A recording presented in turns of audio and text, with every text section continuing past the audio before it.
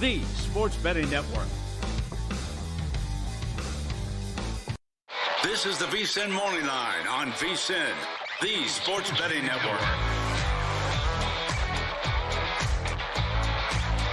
Good Thursday morning and welcome into the VSiN Morning Line. Grace Remington here with Michael Lombardi and Harrison Sanford, getting you ready for Thursday night football. Thank you for waking up with us today. The Dolphins opened as a 1-point favorite against the Bills. That line has since moved to 2.5, and the total has been bet down from 51 to 49. As we know, primetime games historically favor the under. We're going to get deep into this game throughout the show. Before we do that, let's just do a broad overview, guys. Michael, what do you see is the key to this game? Well, I think the key is Miami has got to do a great job on Josh Allen. I think the Buffalo Bills are a good team, but they're a great team when Josh Allen is under center. I mean, that's where they get all their offense, his movement, his ability to make plays as he's trying to, he scored, 3 touchdowns rushing last week. He had 15 touchdowns rushing the year before. So this is really all about Miami containing Josh Allen, keeping him in the pocket, not letting him run, make loose plays, and then Miami's got to execute at a higher level than they did against Jacksonville last week. Miami was sluggish. They weren't great on third down, and they struggled to really put consistency together. So, and Miami at some point, Harrison, has got to beat a good team. Like they usually play Buffalo well at home, not on the road. But this is the moment where we got to see Miami beat a good team at some point. Yeah, Miami's 1-9 in their last 10 going against the Buffalo Bills. And in order to win this game tonight, as you pointed out, Michael, got to stop Superman. Superman is Josh Allen. He's done everything for this franchise. If you look at how he performed in week number 1, he was really the focus of the offense. He was the running game, and he tried to make that passing game serviceable in order to get the win. We'll get into the stats later on, but Josh Allen is the key to the game, and how new defensive coordinator Anthony Weaver decides to stop him and that Buffalo Bills attack, particularly on the ground, will decide the game. Yeah, Josh Allen definitely emptied the tank in week 1, almost playing as if it were a playoff game. So can't imagine what he'll be like against a divisional opponent this time. Let's take a look at what's coming up on this show, though, before we go deeper into this game. We have 3 guests joining us today. Dave Shoemate joins us later on in this hour, previewing college football week 3 with his best bets. Then we'll be talking to Dan Fates with some Bills updates. He works on the Buffalo beat. And then we'll be talking to our very own Mike Palm with an update on the Circa contest. And he joins Michael Lombardi with Palm's Pressing 3. That'll be at 9:15 Eastern. Coming up in this hour specifically, we're going to go further into our Bills-Dolphins Thursday night football preview. We're taking a look at some betting trends and giving you some NFL picks and college football picks that fit those betting systems. I'm breaking out my game book. I was taking some notes last week. I have some observations for you in NFL and college football that could help you make some winning plays. And we're going to get to that college football week 3 preview with Dave Shoemate. So back into this Bills-Dolphins game, guys. A few injuries here we're keeping an eye on. Both Dolphins running backs not looking great. Raheem Mostert already ruled out. Devon Achane with an ankle injury is a game-time decision. The Bills cornerback Taron Johnson dealing with a forearm, and their defensive end DeJuan Smoot with a toe, both ruled out. But of course, the injury everyone is watching is Josh Allen. His non-throwing hand is injured, but he has been cleared to play with limitations. Let's take a listen to the quarterback himself on his injury situation. It's good. Ready to go. Any discomfort? It's as comfortable as we can make it. Is there anything you're doing differently to adjust for it, when you're getting a snap, or are there any adjustments you're having to No. make? None of that. Just trying to be as normal as possible. Felt like I threw it well today and was able to do all the things, so ready to go. They're just saying that it's a long way from the heart. I like to say it's a long way from the right hand, so we're okay. Yeah, I love it. Yeah, so he's feeling good. But, Michael, you made a good point. Even though it's his non-throwing hand, it still has an impact on the way he plays this game. Can you explain a little bit more? Well, I think it affects him on a couple areas. It affects him he can't really go under center because you don't want to put that hand in harm's way trying to take a ball from the snap. I don't think they'll probably want to do that. The other thing is on quarterback sneaks. When you take that ball and you go into that pile, it doesn't look as bad, but there's a lot of things going on in that pile that become a problem. So, I mean, I'm sure he can maneuver around it. He's a tough guy. He loves to take off and run with the football. This is an important game because these two teams are going to be competing for the East title all year along with the Jets. And at some point, like I said earlier, I mean, Miami's got to show that they can do this. I mean, they're 2-11 straight up against Josh Allen. They're 0-7 straight up in Buffalo. They're 1-6 in Tua, and when Tua and him play in matchups straight up. So this isn't a great thing. Where Tua makes his living is he's 9-1 against the Patriots against the spread and the Jets, and he's 2-4-1 against the Bills. So Harrison. Again, this comes down to when does Miami raise their level of play to match playoff teams legitimately? Well, yeah, that's going to be a big cause for concern, and seeing if they can raise their level might help them, because if you go back in some of the history of these two teams, it's traditionally when these two teams go head-to-head, the Miami Dolphins play at a higher level when these matchups are not happening in November, not happening in December or January. So maybe we do see Miami play at a higher level here against this divisional foe. And in order to do that, too, they might have to really find somebody who can excel in this rushing game. As Grace pointed out, there will be no Raheem Mostert. We're not sure about Devin Achane, but that is the weakness of this Buffalo Bills team. You are able to rush against them. So if Mike McDaniel can coordinate and put together a game plan here that can take advantage of it, it will allow Tua to potentially get easier into the flow of the game. And then the Buffalo Bills will have to respond. It's going to be interesting to see if they can take advantage of that, because if they don't, I think Josh Allen, with his abilities and his confidence, will keep this Buffalo Bills team in the game. Yeah, I'm really looking at how missing those top two running backs will impact Tua, because I think they really needed a strong game to impact Tua. Obviously, he always has the explosive ability with Tyreek Hill. But Jalen Wright could get the start now. He obviously has huge explosive impact. Loved watching him at Tennessee. But Michael, I wanted to ask you, if they have to rely on Tua's arm to throw the ball, how much does that impact their chances against the Bills here? Because it doesn't feel great. Well, the matchup is really good because Sean McDermott knows this Miami offense. Just watching them last week against Jacksonville on tape, Miami's running the same things they ran last year. Sean McDermott will have a good game plan against them and taking away that RPO game. And I think ultimately you're going to have to run the ball. That's where Arizona, James Conner did a nice job of rushing the football against them. Kyler Murray averaged 5.5 yards per attempt in the game last week. And they've scored, 28 points? But, they got 7 off a kickoff return. They scored 17 initially, but their secondary improved. I think it's going to be fascinating to see how Buffalo handles not having Tyron Johnson out there as their corner, because he was really helpful, especially in the slot, and how they decide to match up. But one thing I do know, when you play a team as often as Buffalo plays Miami, they know each other really well, and they understand what they have to take away. And McDermott's a really good defensive coordinator. He's going to run. He doesn't call it. Bobby Babich, the defense coordinator, will call it. But they understand how to take away the things that Tua wants to do. And I think when you take away that running game, it makes it even harder for them, Harrison. Yeah, getting deeper into those stats, the Buffalo Bills last year allowed the 7th highest explosive run rate, and they would allow the 4th highest yards after contact per attempt. So who's ever in that backfield, they got to get to work tonight. That's the key to the game.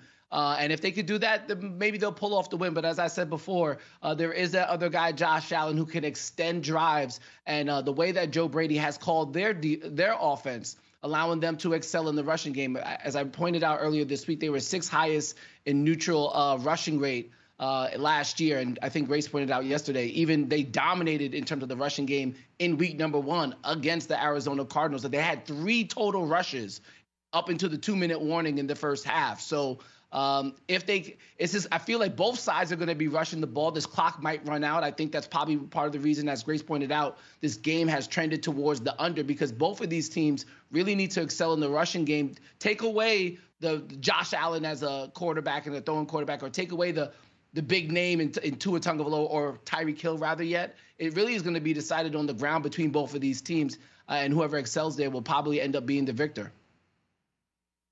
Yeah, Joe Brady definitely put an emphasis on that power run game, just like he did last year when he took over the OC spot later in the season. He ran the ball last week at the 4th highest rates of all NFL teams, 57%. And Harrison, I think you mentioned it, when they were trailing the Cards 17-3 at halftime, they still only had 3 pass attempts at that point. So they weren't even playing like from a negative game script. They were true to the ground game, taking control. Sean McDermott, by the way, 6-0 in Thursday night football. Michael, what do you think goes into such a high record on a short week? What does that preparation look like?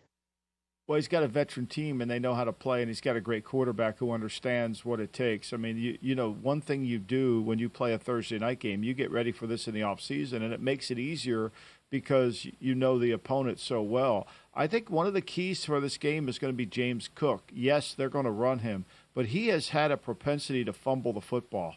That's going to be really critical. They cannot fumble the ball. Last week, early in the game against Arizona, Josh Allen got strip sacked, and they lost the ball. This game is really important that Cook, who's going to see a lot of action running, has the ability to hang on to that football because he has fumbled, Grace. So I think that's one of the keys. But McDermott's team with Allen, you're always ready to play, whether it's Monday night, Thursday night, or Sunday.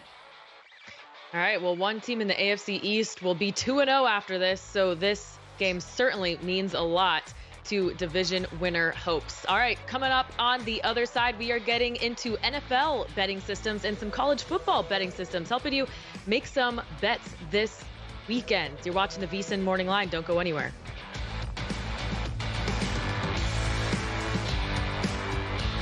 Time. There's nothing more valuable. It's what drives everyone to make the most of every moment. We celebrate living large in the now. In a city where time disappears, we create experiences that electrify the soul and memories that will last forever. We go big, we go all night, and here, everyone is invited. So get loose and get loud. This is Circa. You'll have the time of your life. Thursday on Follow the Money, huge show. Thursday night football, Bills, Dolphins. Paul Charchian with props and fantasy. Lou Finicaro on the UFC card. Steve West on soccer. And Brad Powers on the college football schedule. Follow the Money weekdays, 4 to 7 Eastern on VSiN, the Sports Betting Network. Want to see who at VSiN is on a hot streak? Go to VSiN.com/picks to see all the selections and weekly leaderboard of VSiN hosts, writers, and guests. Become a VSiN Pro subscriber and get every pick sent to your inbox daily. Just head to VSiN.com/pro. So, Paulie, have you had a chance to read the VSiN Daily yet? Yeah, came in at 3 a.m. What's Bill doing up that late? Well, rumor has it, it starts off with a 12-hour meditation session. Then he just pours himself over film and live TV, really focusing and taking it all in. Bill's in with the biggest insiders, talking trade secrets, strategies, the whole nine, absorbing the info. And then and only then can the writing process begin.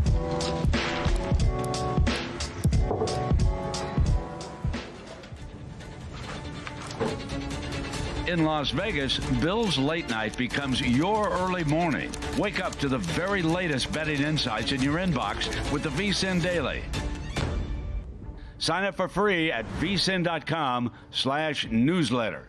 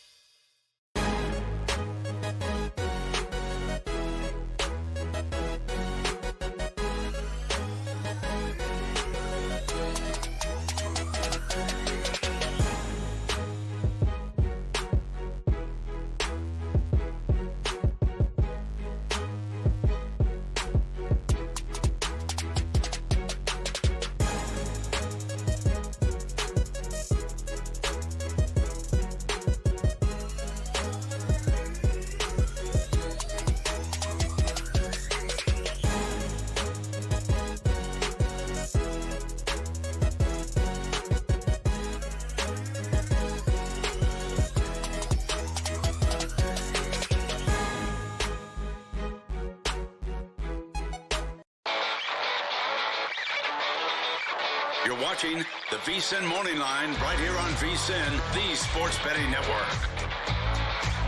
Another week of football is on the way. College football and NFL on deck right here on the VSiN Morning Line. Thank you for tuning in. Harrison Sanford, joined by Michael Lombardi and Grace Remington. And we want to make sure you guys are set up to be the most successful bettors as we encounter week number three of the college football season and week number 2 of the NFL season. So let's go into some betting trends that you can find right now on VSiN.com, written by analyst Steve Makinen.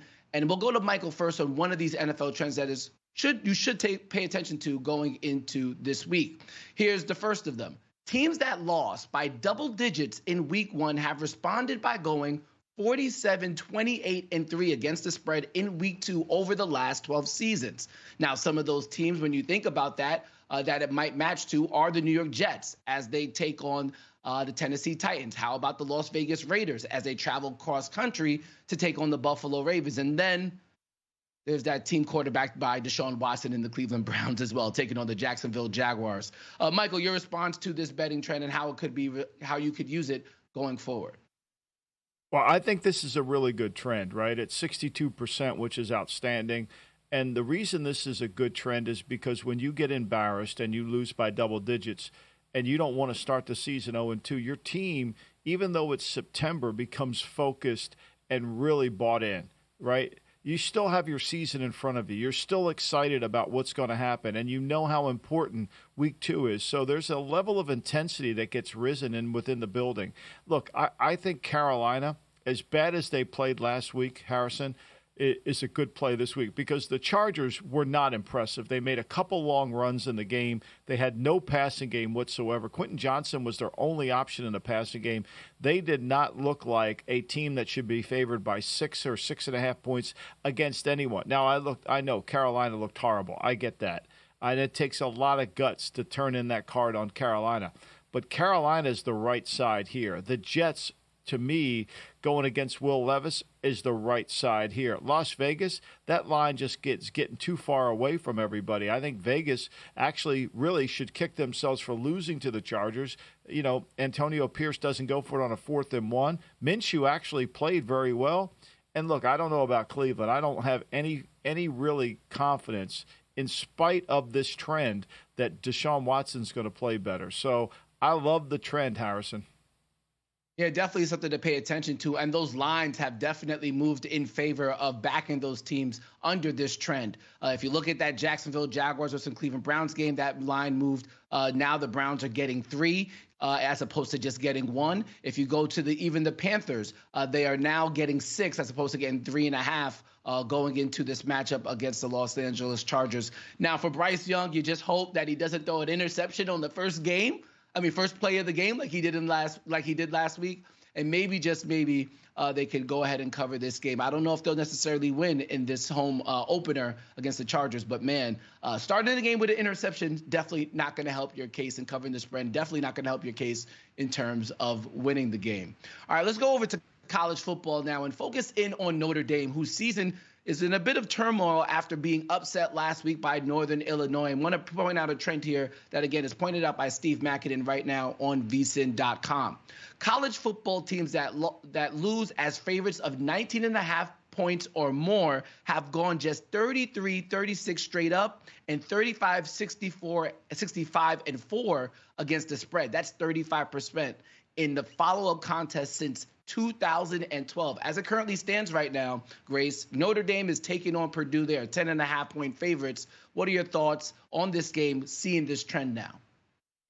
Yeah, this is a really interesting trend. It's basically the opposite of what you just discussed with Michael. I don't know how a team that was a 20-point favorite is more likely to lose straight up the following week. My guess is for that is it's probably a combination of that team just being really overrated in the market. Maybe the team is a little shell-shocked, and these are kids, so it's kind of hard to lock them in. We heard Marcus Freeman say this week they believed in the hype. Everyone started talking about this team being a lock for the playoffs, and the kids believed in the hype and then, got lazy.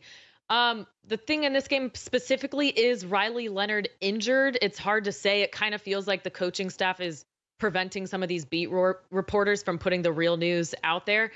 the thing is, you sign him because he's a running quarterback. You don't sign him for his pocket presence or his throwing ability. So if he's not able to run, just put in the backup, Steve Angeli. Purdue plays a lot of man coverage, so Angeli would be able to take advantage of that anyways. And on the other side, Purdue's Hudson Card, he's a journeyman quarterback coming off a near perfect game. 24 of 25 passes completed, 4 touchdowns, no interceptions. Purdue also coming off a week of rest. So they've had time to prepare for a low Notre Dame team. So Purdue, I think now is a 10-point underdog. There's been a huge reaction to Notre Dame's loss on the look ahead. They were a 16-point favorite. I'm not betting this one because I don't have a good feel on Leonard's status right now, but the trend feels like it checks out for this one.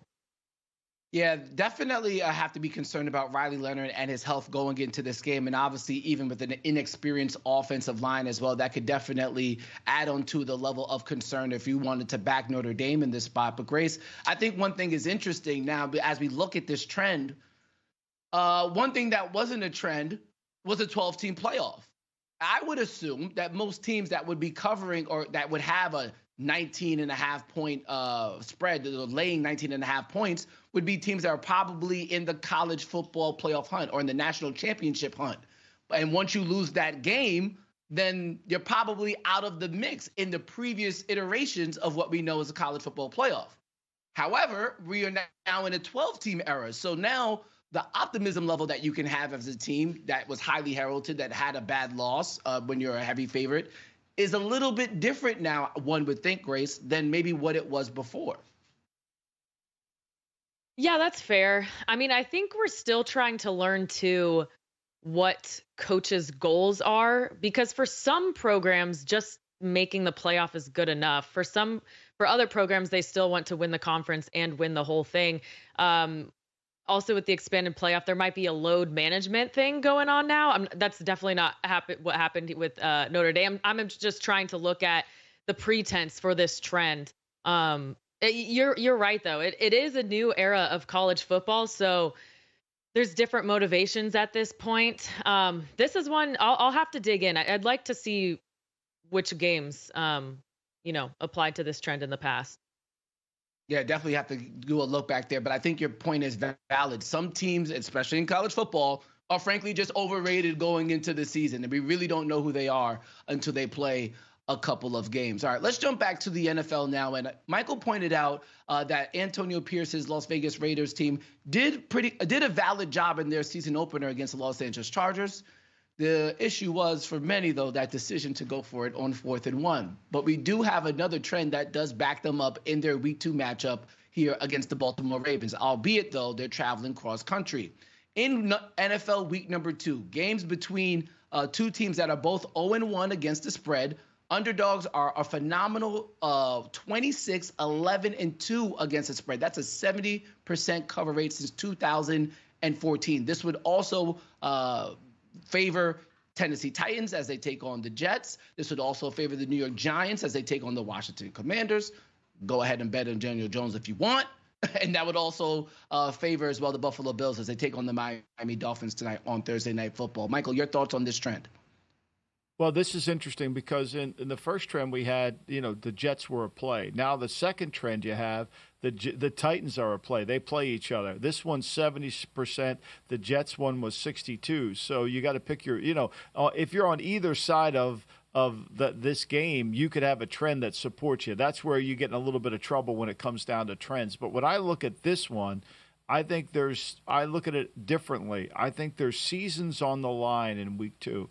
If you're the New York Football Giants and you can't beat a very bad Washington team with no secondary, zero secondary, marginal pass rush, really good at tackle, no edges, then you're really going to have a long season, and it's going to collapse immediately. So I think the Giants, if you believe that this supports the Giants, it also supports the Raiders in the sense that, their ability to move the ball. But one thing about Baltimore is usually Baltimore's very good. That line's at 8 today. Usually Baltimore is very good at beating bad teams. They kind of stamp them out.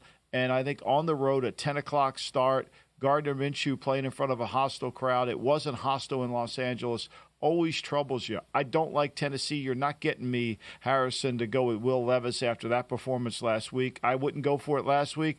I ain't going for it this week. I do like the Giants. I'm not in love with Buffalo, and I do like Las Vegas. Yeah, I don't know if I could back the Giants on this one. Going back to week number 1 against Brian Flores' defense with the Minnesota Vikings, he had 5.2 air yards per attempt. He just was not looking downfield. He is just not an explosive passer. It's not an explosive offense. And what made matters worse, even though it was 5.2 air yards per attempt, he was 22 of 40 or 42 on passing attempts. A 50% completion rate with that low passing yard attempts. I don't like it. I don't like it one bit. All right, when we come back, let's go into Grace's game book. We're going to break down some trends we're seeing in the NFL that should be a cause for concern to bettors. Be right back on the VSiN Morning Line. VSiN's got you covered for the start of the season with our football special. For $175, you'll get access to everything VSiN has to offer. With VSiN Pro, you'll receive daily picks straight to your inbox, detailed analysis on every game, and exclusive data like our betting splits to help you become a sharper bettor. Get all of this for just $175 through the Super Bowl. Or try a monthly subscription and get your first 30 days for only $9.99. Don't miss out on this offer. Sign up now at VSiN.com/subscribe. The only thing better than football is the excitement of all the contests.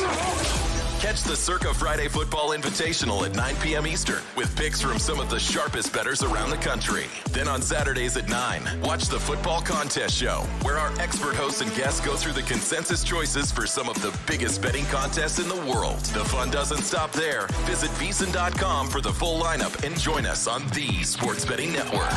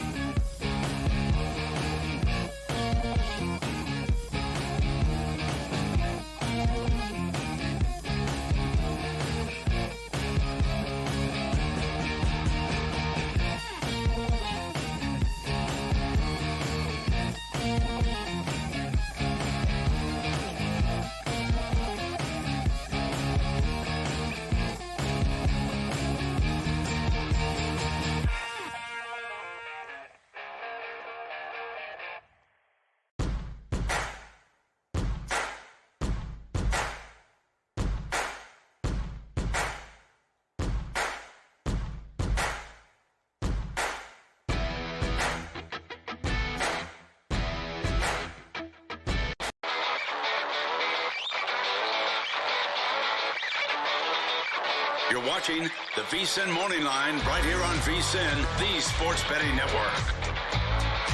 If you're one of those fantasy football players that was handed out a dud by your wide receivers in week one, you're not alone. It was definitely something to pay attention to during week one of the NFL season. The running game really took over for a lot of teams. Welcome back to the VSiN Morning Line. I'm Harrison Sanford, Grace Remington, and Michael Lombardi. Let's go into Grace's game book here, where we're going to break down some of these trends that we saw in week number one of the NFL and see how it can be reflected potentially in the betting world and in the fantasy world as well. And one of those I just alluded to, it wasn't the passing game that was on point in week number one. It was the running game. Teams were super run heavy in week number one. Grace, let's go to your game book now, and you can further break it down for our audience. Yeah, so in week one of this season, we're seeing a resurgence in the run the damn ball movement. It was the least efficient passing week in over a decade. Let's take a look at some of the stats here. Only 2 quarterbacks threw for over 300 yards. Not even half of them threw for 200, which is a relatively easy mark. Passing touchdowns have also gone down year over year. In 2021, it was 61 in week one. This year, it was 34 passing touchdowns in week one. For the first time since 2014, week one run plays were more efficient than week one pass plays in terms of EPA per play. Teams were also averaging 121 rush yards per game. That is the highest in an opening week since 2008.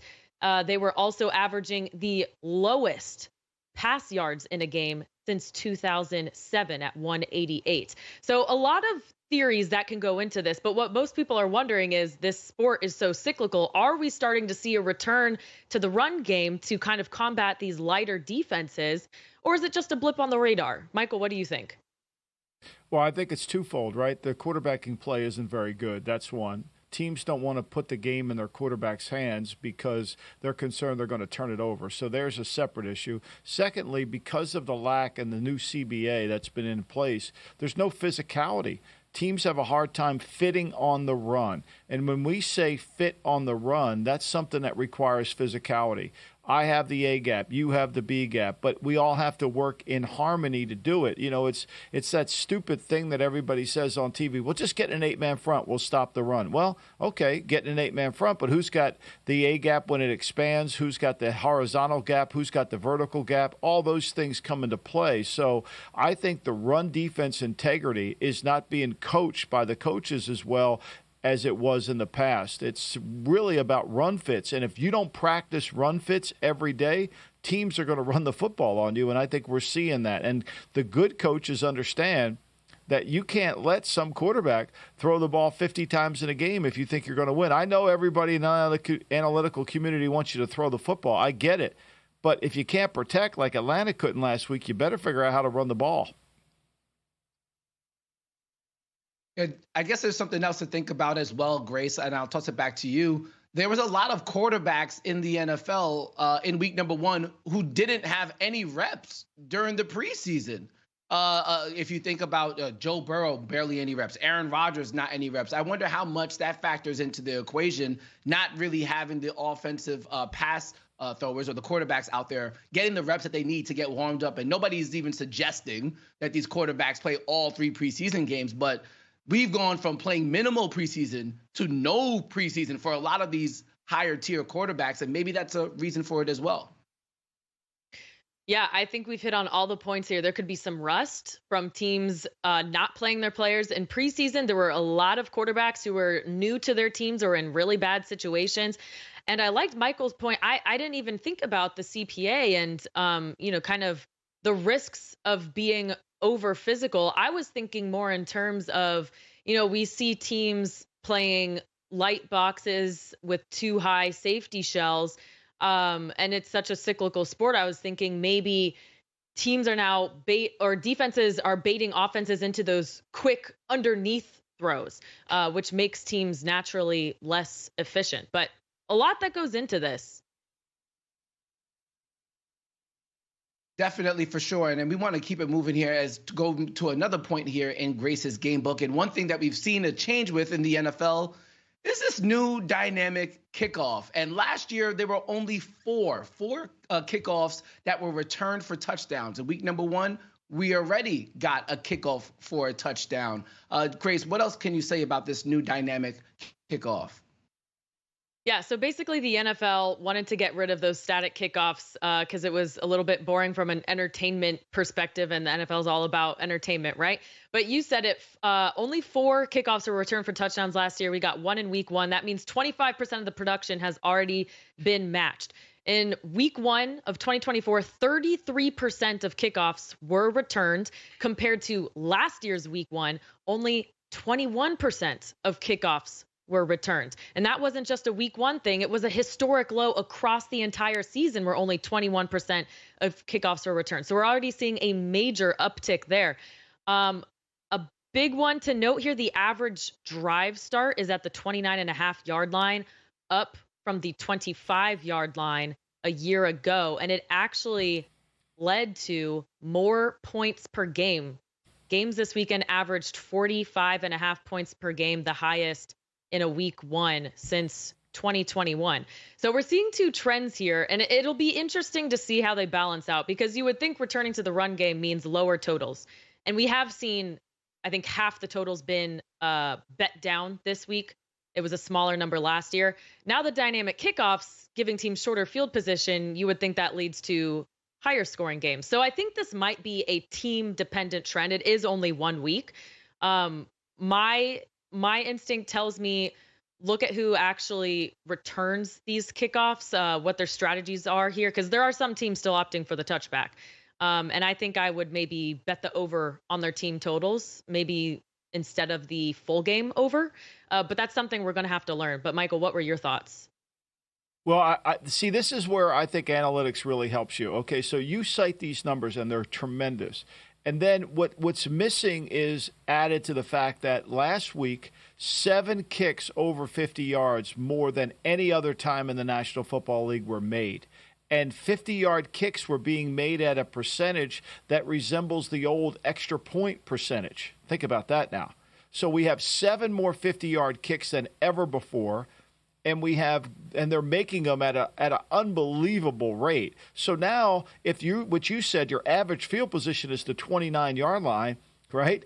I mean, and you got a kicker who can make a 50-yarder. You get 3 first downs, you got a chance to make a goddamn field goal. You're going to get points. And so as a play caller on defense, you have to be very good at 3rd and 5 at your own 40, right? That's a 57-yarder. If they don't convert it, it's a 50. They're going to make it. Or at least they're going to attempt it. And so you got to make the right call. You don't want them to get the first down, but you also don't want them to get, 3 or 4 more yards, because now it's an easier field goal. So to me, these 2 things kind of combine together. I also think you're dead on right. I think, to me, once people have had a chance to review the new kickoff, you're going to see a lot more touchbacks. Like, I can't imagine that anybody wants to kick the ball to Turbin in Dallas or Nixon in Green Bay. I've said it since the summer. That's just a stupid play. Don't let those guys get started. It's too hard, because if they break 1 tackle, the way we set up on this kickoff, Harrison, they're out the gate. Yeah, it's going to be interesting to see how this trend continues to play out throughout the entirety of the season. But I would like to say I do like this new twist to the dynamic kickoff. It has added a little bit of intrigue to the beginning of the game, and obviously after any point is scored. We're going to talk about more college football in the next segment, but I want to get to another stat real quick, and it features Nico Iamaleava, or rather yet his head coach, and Josh Heupel. Teams that are coached by him, the first half spread, he is covering at a great rate. Right now, it's minus 28.5 going against Kent State. Do you have more details on this one, Grace? Yeah, so Josh Heupel teams between UCF and Tennessee are 42, 17, and 2 against the spread in the first half. I actually cashed this last week. Tennessee covering the minus 6.5 in the first half against NC State. The market actually moved against me, which is rude, but I doubled down and bet it at the minus 4.5 too. And hey, I won both.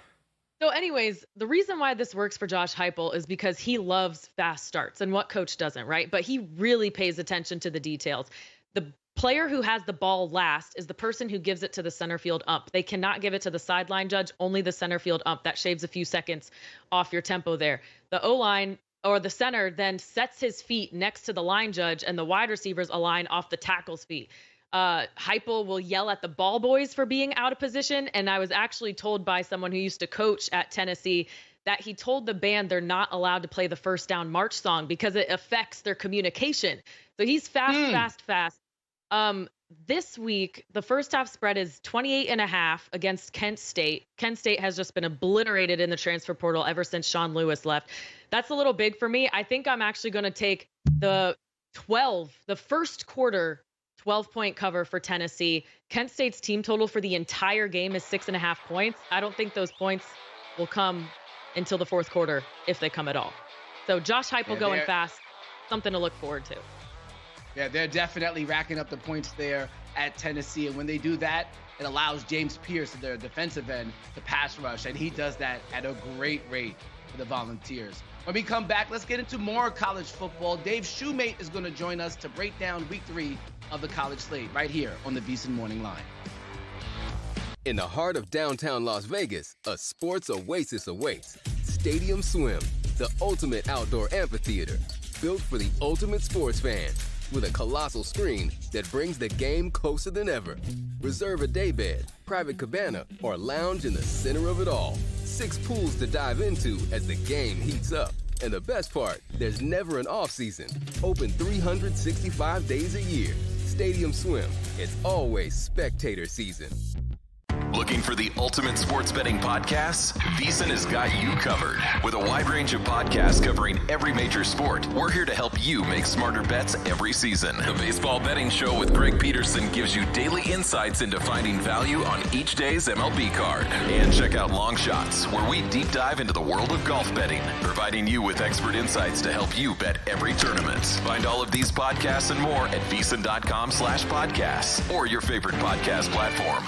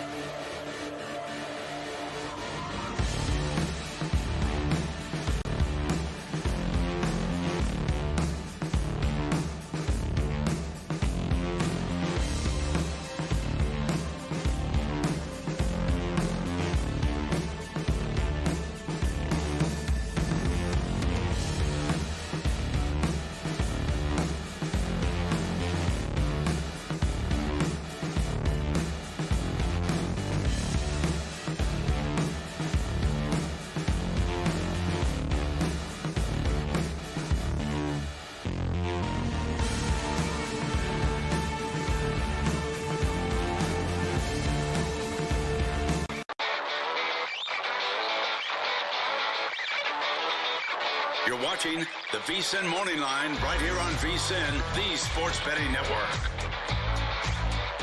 Welcome back into the VSiN Morning Line as we get you ready for week 3 of the college football season. And with that, we welcome in our next guest on the Progressive Guest Line, Dave Shoemates, host of SEC Unfiltered and college football extraordinaire. Dave, let's start with Arizona, Kansas State, top 25 ranked on ranked. And it's your classic non-conference conference game thanks to realignment. But this one is really hard to cap for me. Because we haven't seen K-State play to their full potential yet. And I wonder if they have truly unleashed the real Avery Johnson. I think there's more out there that we haven't seen. So how do you see this game going? Conference, non-conference play. But in my opinion here specifically, I fired up this on Friday night, just a standalone game, first of all. But it's kind of may give you a little tipping point, especially probably from K-State. I feel like most people probably assume. I mean, I think Utah's got some holes, but I think people would probably put them maybe as the favorite in the Big 12 right now. I think this is going to go a long way, this game, to kind of, hey, who is kind of in that tier of the top tier teams? I think UCF could be that down the line. We still got some of these bigger Big 12 games coming up. This is a good appetizer for us. I think we get to see Avery Johnson. We get to see the DJ Giddens kid who's just running all over people. But I think I think there's going to be a lot of points in Manhattan. The only thing that would concern me a little bit with K-State here is it is coming off a road trip against a physical football team in Tulane when you were in New Orleans last week, where you got by against a good Tulane team that plays Oklahoma this week. That I think is going to give them all they want. But I do like K-State in this game due to the run game. I don't know how Arizona stops the run game there. I do think Arizona, though, could be really explosive with Afia, McMillan. That will be the key, but I think it ultimately goes down to, I think, Chris Kleiman, and then we're going to go back to their bread and butter, factor in the run game, Avery Johnson's legs at quarterback, DJ Giddens, Dylan Edwards. I think the run game for the Wildcats will be the difference in this one. I think the overs are like 57.5. I do think there's going to be a lot of points, but I'm fired up for this Friday standalone game.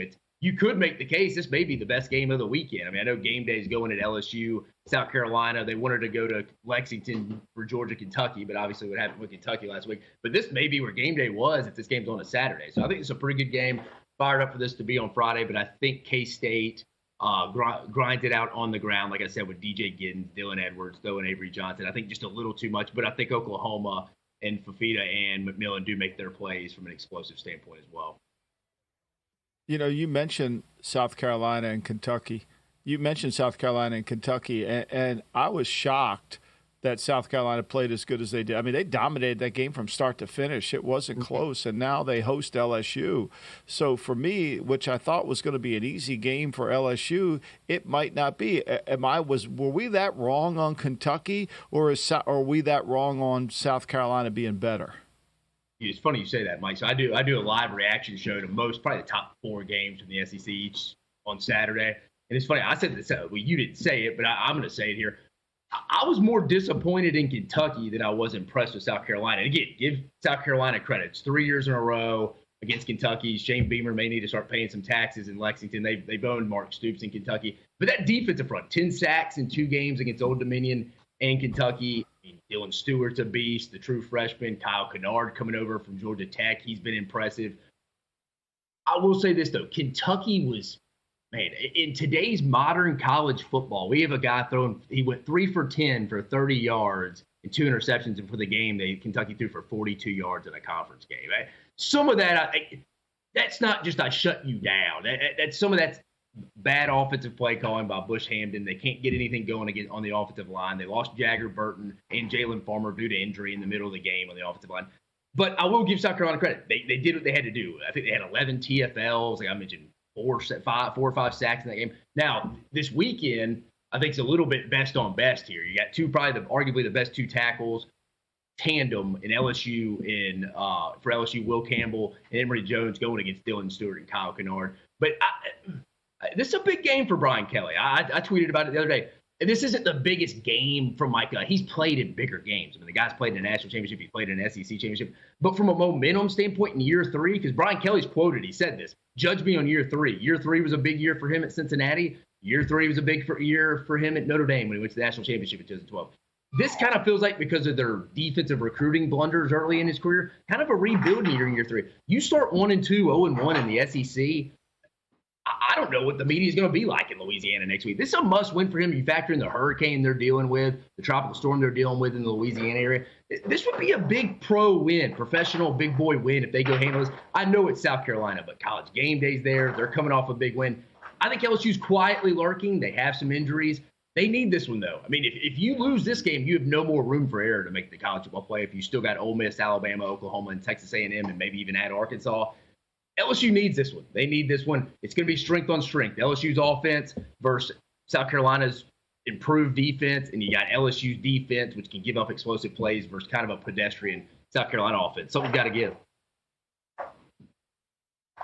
Dave, let's flash back to week number 1. Boston College really dominated the time of possession in their upset win over Florida State. It feels like that's going to be a little bit more difficult to do against Missouri this upcoming weekend, as they are 16.5-point underdogs. How are you looking at this game? This is an interesting one, so you're right. You're 100% right. We were talking with Elliot off the air. I think everybody thought Missouri's schedule coming into this was going to be pretty easy, myself included. I thought they would walk in 4-0 to Kyle Field. Still think they will. I mean, they got Boston College this week, Vanderbilt coming to town next week, which could be the SEC game of the week, technically. I think they still handle, but you're right. Boston College, you watch them against Florida State. I mean, Florida State couldn't cover the wheel route to save their life. I mean, Bill O'Brien kept going back to it. But Thomas Castellanos, who might putting it on me, but my last year in college football at UCF, we signed him. He's from Ware County, Georgia. Played quarterback, kind of an athletic kid. Florida State offered him as a DB. He wanted to go to Florida State, but he wanted to play quarterback. Obviously ended up transferring to Boston College. He's had a good year. I think Bill O'Brien, from the first game I've watched them, has improved him as a passer. I don't know, though. I think Missouri's going to be a little too much. The key can be, I like Brady Cook. Luther Burden was out with a sickness last week. Can Brady Cook take the layups? It's almost like in an NBA game if Steve Kerr drew up a play for Steph Curry in the corner, he's wide open, he missed it. It'd be a little like you're leaving a little meat on the bone, leaving something on the table. But Brady Cook's done that a couple of times in the early 2 weeks. Just missed a deep shot. We could maybe put the nail in the coffin there a little early. Theo Weiss had a big game last week. But I think overall, Missouri, the big questions, defense going in. They haven't given up a point all year. Now, I know that was to Murray State and Buffalo, but still, 0 points in 2 weeks in today's modern college football. That says you're improved, but I think it will be tested this week. I think the key will be Corey Flagg, linebacker transfer from Miami from Missouri, who spies Thomas Castellanos, because they're going to try to get him out there in space. I think try to keep the football away from Luther Burden, Brady Cook, and them. That'll be the key. I think how they stop the run game with Thomas Castellanos, the quarterback for Boston College, will be key. I do think Missouri gets it done, though. But then again, this is a much tougher schedule than we anticipated before they head into that Kyle Field matchup against A&M. I think Missouri gets it done, though, this week. I didn't know that FSU recruiting story about Castellanos. That makes his win that much better. Let's look at Alabama, Wisconsin. This Wisconsin offense, not what we expected under Phil Longo. Then on the Alabama side, Jalen Milroe was nearly perfect in his opener against Western Kentucky. But for the second year in a row, this Bama offense really struggles against USF. And that final score was not indicative of what the game actually looked like. So how do you see this one playing out? Yeah, you're 100% right, Grace. That game was 14-13 going into the fourth quarter until they made a change at right tackle and had to bring in a guy they really didn't want to play because he's a little banged up, and Elijah Pritchett. But give Todd Orlando in South Florida, their defense coordinator, credit. It's like you mentioned, Grace, 2 years in a row. They kind of just had their number. You go watch and look at the game. Alabama wasn't – I'm not that guy. I'm not going to say they weren't doing anything, but they were just running a bunch of four verts pretty regularly with Nick Sheridan and Kalen DeBoer. It was interesting, but give Todd Orlando and them credit. But specifically to this game – you mentioned Phil Longo, that offense. I don't know why they've stopped their tempo. He's usually an up-tempo guy going back to his days at Ole Miss as the coordinator at North Carolina. They kind of slowed it down. I don't know if they think they're giving up a lot of they are giving up a lot of explosive plays defensively through the first 2 weeks against Western Michigan and South Dakota. So I think that's probably a little concern, play possession. I just think, Alabama, again, kind of similar to how the offense was last year so far. Very boom or bust. They're top 15 in explosive play rate. Wisconsin's in the hundreds in defense and giving up explosive play rates. I think there's going to be a big momentum play early in this game. It's the big noon kickoff. Gus Johnson, Joe Klatt, and them at noon. I think Wisconsin's going to be fired up to start the game. There's going to be a play that is going to determine if this game's going to come down, I think, in the second half, fourth quarter. I don't know what it is. Will it be a fumble? Will it be a missed interception opportunity for Wisconsin? They have to take advantage of it. I just think Jalen Milroe is going to be too much. Kalen DeBoer in his career offensively go back. and look at what he does. He keeps it in his best playmakers' hands. I mean, last year you saw him distribute it to Rome Odunze, with Michael Penix and all those guys, Jalen Polk. I think you're going to see a lot of Jalen Milroe in the run game. Alabama has holes on the back end. I don't think Tyler Van Dyke in Wisconsin can take advantage of that. They're averaging like 3.7 yards per attempt. That's not going to get it done. I think Bama pulls away. I think Bama does cover this game. Late. All right, Dave Shoemate, host of SEC Unfiltered, with his best bets for the biggest games on this college football slate. Thanks so much for joining us, Dave. Looking forward to seeing you more throughout this season. Appreciate y'all having me. All right, coming up on the other side, we reset at the top of the hour with more Bills-Dolphins picks. You're watching the VSiN Morning Line.